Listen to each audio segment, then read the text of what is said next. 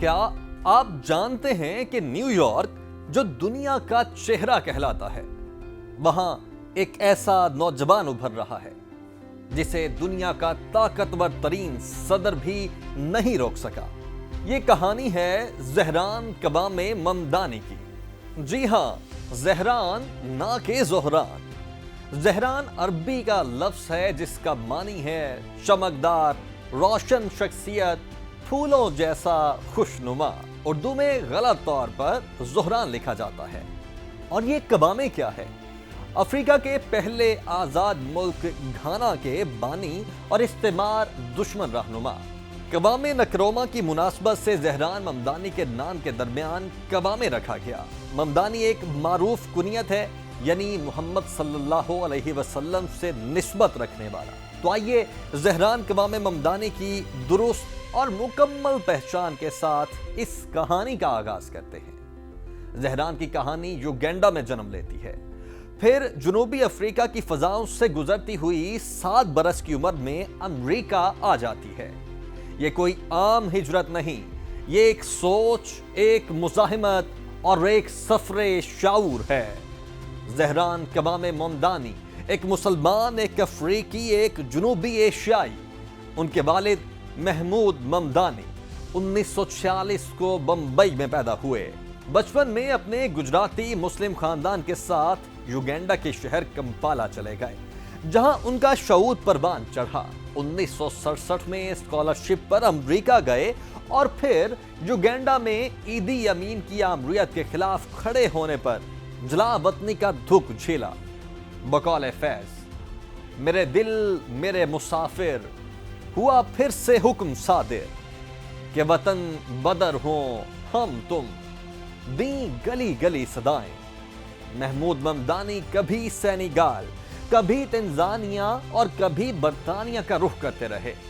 ایک وقت ایسا بھی آتا ہے کہ وہ کسی بھی ملک کے شہری نہیں۔ جب یوگینڈا آمرانہ باب بند ہوا تو وہ ایک امید کی مانند واپس لوٹے، اپنے قلم اور دانش سے معاشرے کی بنیادوں کو جھنجھوڑنے۔ پھر ان کی شہرت پھیلی، مصنف، ماہر سیاسیات اور کولمبیا یونیورسٹی کے پروفیسر۔ 2008 میں ایک بین الاقوامی سروے میں دنیا کے 100 بڑے دانشوروں میں نواں مقام حاصل کیا۔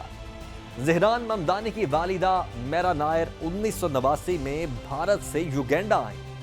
وہ جن کی فلموں سلام بمبئی، مانسون ویڈنگ، دا نیم سیک نے دنیا کا دل جیتا اور کاما سوترا جیسی متنازع فلم نے سماج کو آئینہ دکھایا۔ یوگینڈا میں ان کی ملاقات محمود ممدانی سے ہوئی اور 1991 میں یہ دونوں فکری چراغ ایک بندھن میں بن گئے۔ اسی سال زہران پیدا ہوا۔ 2 تہذیبوں، 2 فکروں اور 2 جہانوں کی روشن آمیزش۔ زہران بھی صرف سیاستدان نہیں، وہ شاعر ہیں، ریپر ہیں۔ مسٹر کارڈیمم کے نام سے ہپ ہاپ دنیا میں دھوم مچا چکے ہیں۔ ان کا گانا نانی، جس میں اداکار متھر جعفری نے ایک نڈر نانی کا کردار نبھایا، سوشل میڈیا پر وائرل ہوا۔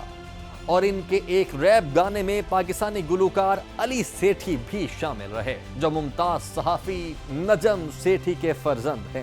زہران نے امریکہ میں ایک تاریک وطن کی شناخت پر اکتفا نہ کیا، بلکہ وہ بنے عوام کے نمائندے، سسٹم سے سوال پوچھنے والی آواز، اور نیو یارک جیسے بے رحم سیاسی شہر میں مزاحمت کا نشان۔ 2020 میں ڈیموکریٹک سوشلسٹ آف امریکہ کے پلیٹ فارم سے وہ نیو یارک اسٹیٹ اسمبلی کے لیے منتخب ہوئے اور اقلیتوں، مزدوروں اور پسے ہوئے طبقات کی آواز بنے۔ یہی زہران میدان میں ہیں۔ نیو یارک کا پہلا مسلمان میئر بننے کے لیے زہران نے للکارا اسرائیلی لابی کو، امریکی نظام سیاست کو، یہاں تک کہ صدر ٹرمپ کو بھی۔ ٹرمپ نے زہران کو اپنے سوشل میڈیا پر 100% کمیونسٹ پاگل قرار دیا۔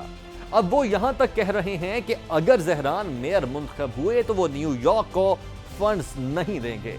لیکن زہران نے کہا وہ انصاف پر یقین رکھتے ہیں، چاہے اس کی قیمت سیاست میں کیوں نہ چکانا پڑے۔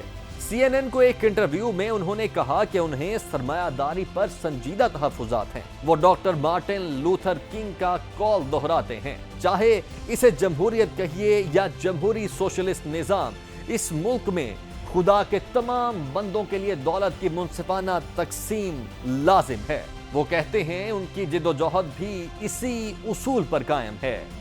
इंसान की इज्जत नफ्स और मुआशी नाहमवारी के खिलाफ एक बेलचक मुजाहिमत 2024 में वो साफ गोई से बोले।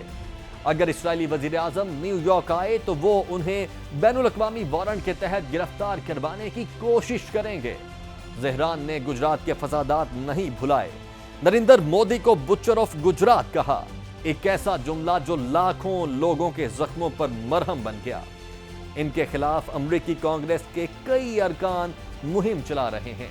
इन्हें यहूद दुश्मन कहा जा रहा है।